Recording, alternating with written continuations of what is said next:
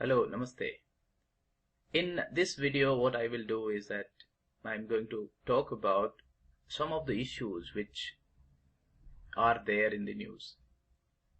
Whatever news item was there, and it is from the exam point of view, if it is important, certainly I'll bring that up into this lecture series.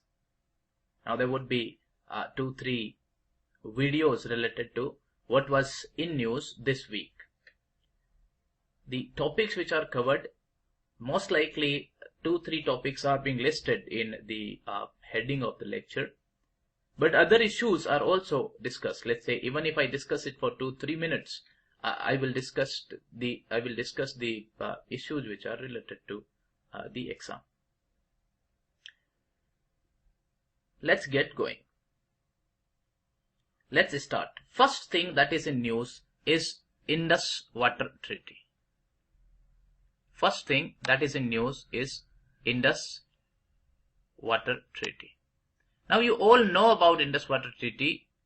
You all know this fact that it was signed in 1960. It was signed in 1960. It was signed between Jawaharlal Nehru was the Prime Minister in India, and Ayub Khan was there in Pakistan. So in 1960, what was agreed upon? I will briefly talk about what the issue is.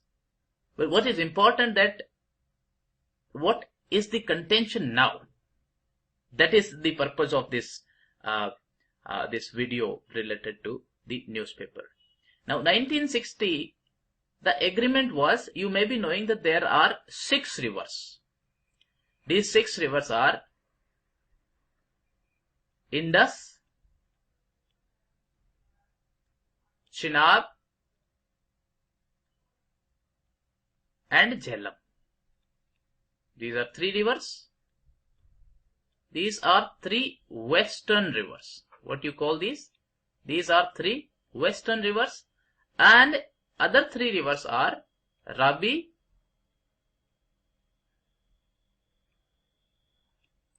Beas, and Satluj. These 3 are eastern rivers. Eastern rivers. The agreement was that these western rivers would be for the use of Pakistan. This was the agreement between India and Pakistan, 1960, Indus Water Treaty, and these 3 eastern rivers would be for the use of India. There were also other things which were being agreed upon, like that there would be a permanent Indus Commission. What it says, that there would be a permanent Indus Commission. This Indus Commission would have one representative, one commissioner from India and the other commissioner from Pakistan, and they would be meeting from time to time, and they would be discussing whatever issue is there. There would be sharing of the data and all that. One thing I want to mention here is that this was, as it is being concluded by almost all the experts, that this was a one-sided agreement. You may be knowing that the water that goes to Pakistan is more than 4 times the water that is there for the allocation of India. So this is a biased treaty. That is number 1. And number 2, the assumption which was there in relation to the Indus Water Treaty, that Pakistan will behave. But Pakistan did not behave properly, and it kept on fomenting the terror in India. The issue is that whenever India tries to build any of the hydroelectric power projects, Pakistan object to it, and then they bring in what you call as World Bank, because this treaty was mediated by World Bank. So World Bank was the mediator between India and Pakistan, and it was facilitated by the World Bank. Now what is happening? This week, the issue is, this week, the Indus Water Commission's meeting was being held in Pakistan. meeting was being held in Pakistan. The other thing that is related to Indus water is that Pakistani water minister has announced that there would be a Indus water related meeting. World Bank would be organizing it, and it would be held in United States of America, and they also said that India would be joining this talk. What India is saying that World Bank mediated it. World Bank has to work as a neutral expert, and what World Bank is doing, that it is bias in whatever things are happening. Now, coming to the agenda of two HCPs which are being in news. Two HCPs, these are hydroelectric power projects. These HCPs are being objected by the Pakistan. Now, one is the first is, remember this name if you can, Kishan Ganga. Kishan Ganga is one HCP that is being proposed by India, and second is Ratle. R-A-T-L-E. These two are the hydroelectric projects proposed by India. Now, Pakistan has the objection to these two. Now, for prelims, there can be a question for prelims. Let's say Kishan Ganga is being built on the tributary or the river. Which river? So, certainly these are rivers related to the Pakistan. So, Kishan Ganga is, please remember this, Kishan Ganga is being built on Jhelum. Right? And there were three rivers now, I told you. One is Indus for Pakistan's use. One was Chenab. And third one is Jhelum. Right? So these three rivers are there. Now this Ratle and Kishan Ganga is being objected to. And what about the Ratle project? Where it is being built? It is being built on Chenab. It is being built on Chenab. Two most important questions from prelims point of view. Even in interview they can ask, because you see these issues are being reported in almost all the newspapers. Now, two commissioners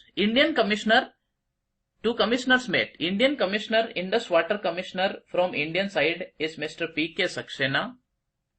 P.K. Saxena is the Indus Water Commissioner from Indian side. You don't have to remember these names.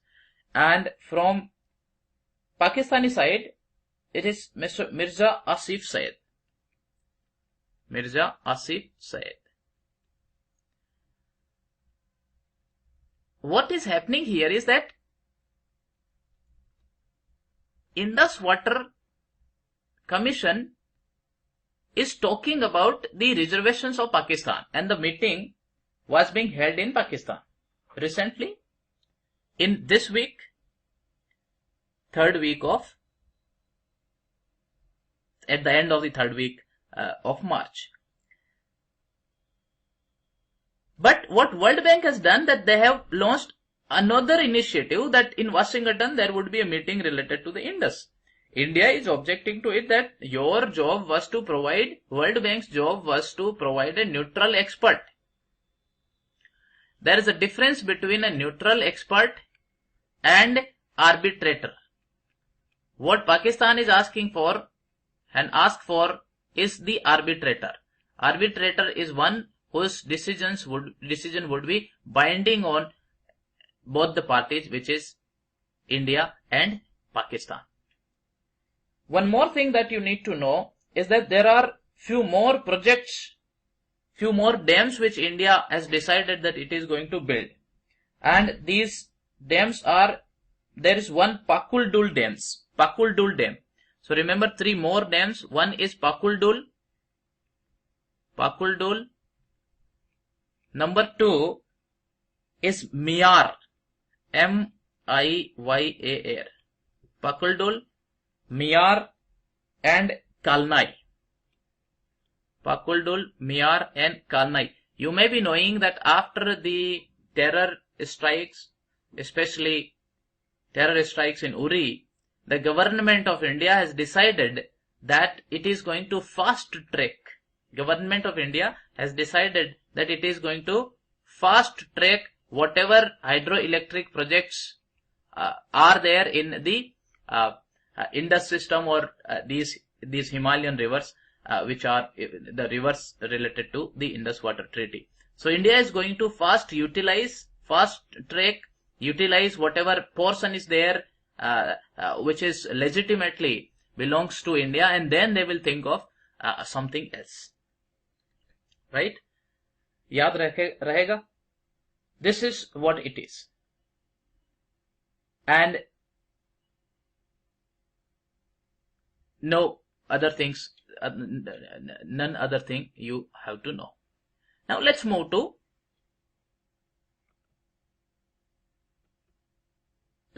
some other area. The other item that is there in news is related to Bangladesh. Now Bangladesh has declared that 25th of March is the Genocide Day, to remember the atrocities which were being committed by the then government of Pakistan, because you may be knowing that Bangladesh was a part of Pakistan. It was known as East Pakistan. Now you have to know 3-4 things here, few terms if you can remember. One is the Bangladesh Liberation War, that was in 1971. Number 2 is Operation Searchlight. I will be talking about these. Number 3, if you can remember, the great leader of the then East Pakistan, Sheikh Mujibur Rahman. He was there. So these 3 things and this news item is understood. Now let's get going. What happened that in 1970, news is related to 25th of March as Genocide Day. As Genocide Day. What happened that in 1970 there was general election in Pakistan, and this general election had more seats to the East Pakistan leader, that is Sheikh Mujibur Rahman. So by going by the seats, Sheikh Mujibur Rahman was to be given the seat of Prime Minister. He was to become the Prime Minister, but he was not allowed to become the Prime Minister. There were earlier policies also, and these policies were like declaring Urdu as the language. When it comes to language, Bengalis are like language for any group is like first identity of that individual. So these kind of repressive policies were being used by the Pakistanis. Now what happened that the separatism was already on the boil. There were, because Mujibur Rahman, their leader, was not allowed to become the Prime Minister of whole Pakistan. The East Pakistani, it means Bengalis, were being considered somewhat inferior by the Punjabi dominated, that is your West Pakistan that we know today as Pakistan. So what had happened that resentment were already there, and people were asking for some sort of separate national identity. And what happened that Pakistan launched the name was, I mentioned, Operation Searchlight. They launched an operation to clean the city Dhaka, Operation Searchlight. The Searchlight was that in Dhaka a lot of separatist activities were going on according to the Pakistan, and they launched this Operation Searchlight and they killed many of the people brutally.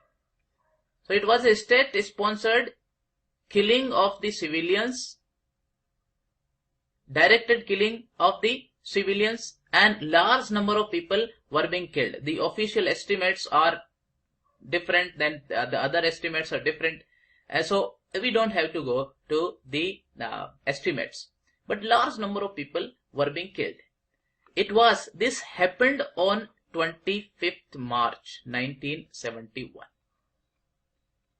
25th March 1971, many of the Bengalis were being killed by Pakistani army. Though there were investigation into it, but the reports were never being made public.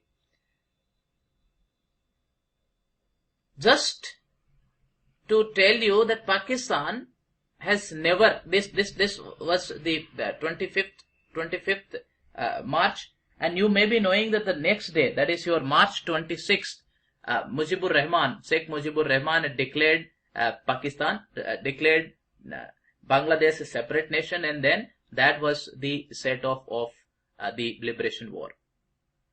This is how things had happened. Now, Pakistan had never even said a word of sorry, excuse, nothing. And till today, whenever it comes to the behavior of Pakistan pre-1971, the relationship between Bangladesh and Pakistan is marred by the past. And the past is that, yes, Bangladeshi government had sent some representative, two representative in the United Nations, and they would be doing this, that this day should be commemorated as the genocide day. And the repercussion, this event would lead to certainly further deterioration of the relationship between Pakistan and Bangladesh. Right?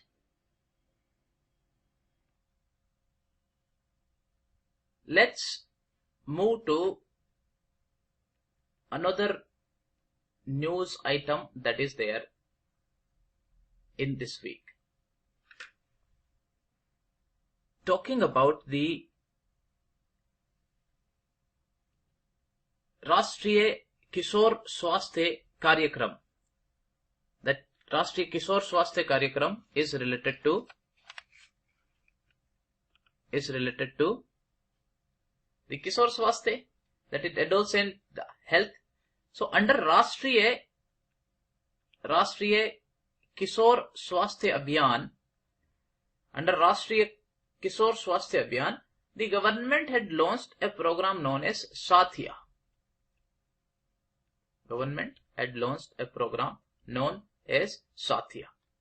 Now what is going to happen in this program, Sathya, is that this is related to a unique approach towards the sex education in India. Sex education for adolescent, sex education. This is related to sex education. Now what is there in this program, that I am going to talk about. Now when you say sex education, it is a peer-to-peer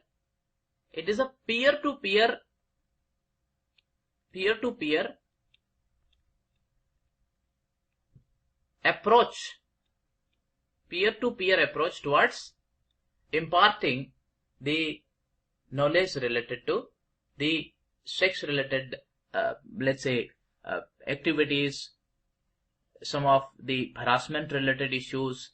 All these would be covered under this program Sathya. Now the ministry, that is your health ministry is targeting that around 1.65 lakh teens would be covered. Around 1.65 lakh teens would be covered, and the age group would be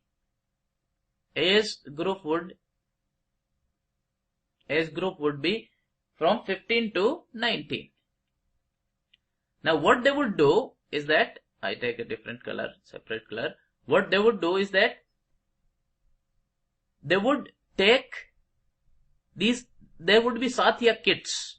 Satya kits would contain the information, and it will have the education related, sex education related ideas and all that. That would be used to ensure that in India, at least sex education does not flow vertically. I mean, from teacher or parents to the younger generation. It is not happening, and whatever program was there earlier, vertical program, these programs draw flag from various groups by saying that they does not respect the family values and all that. So this seems to be a unique approach, innovative approach, and I personally believe that the Satya program should work, and it would work. Now I just want to take you to one of the survey by UNICEF. Survey by UNICEF. Now the survey by UNICEF says that in India, at least 33% girls face and experienced physical, sexual or emotional violence.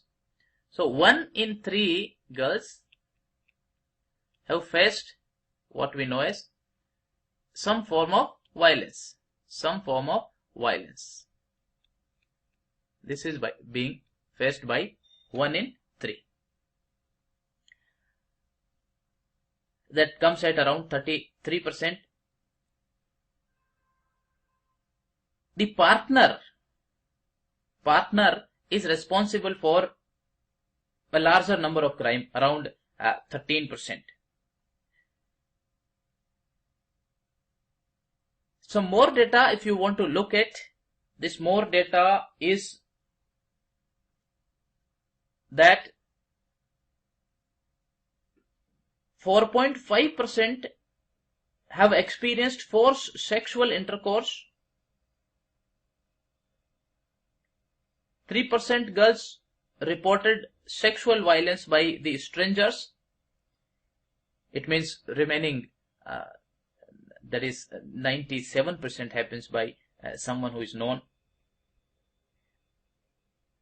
48% of the male members, they justify wife beating.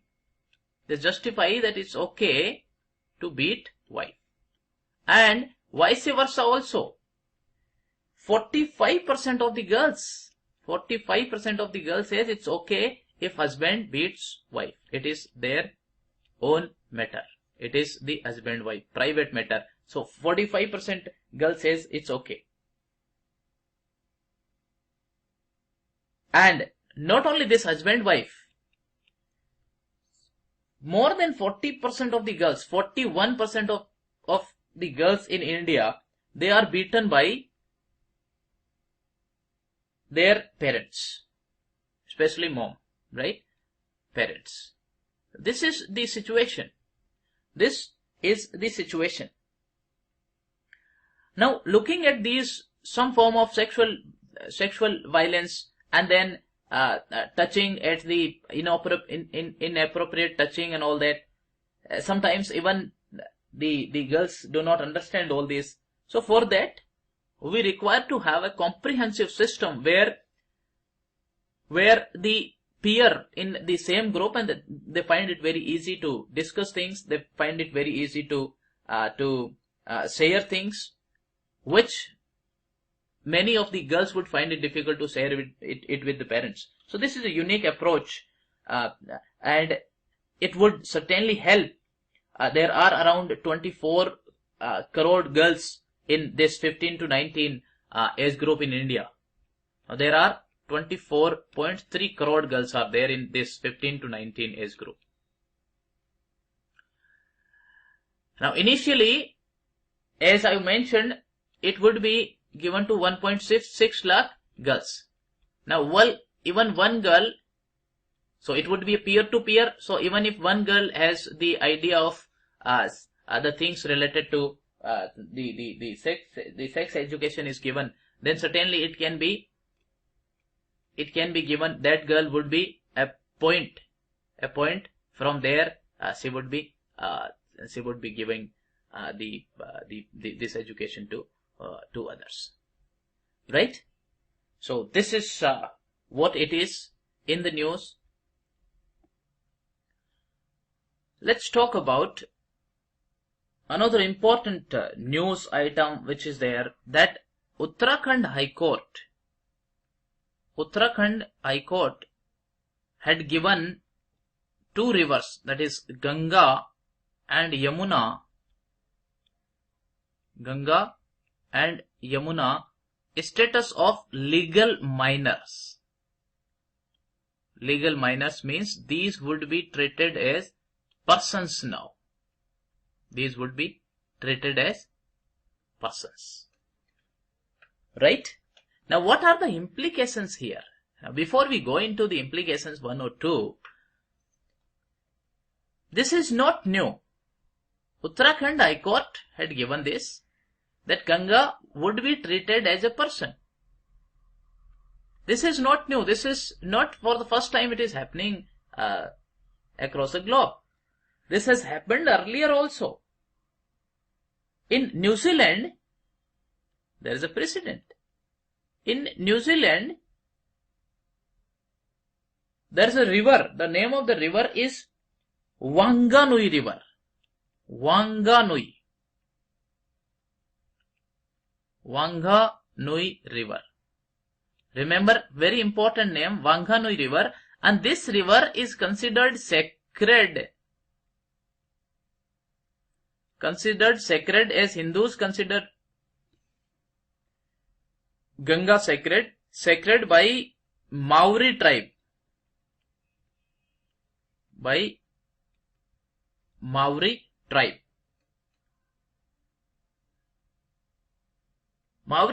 got this river because they considered it as their ancestor. They say Wanganui River is their ancestor, as Indians consider Ganga their mother, right?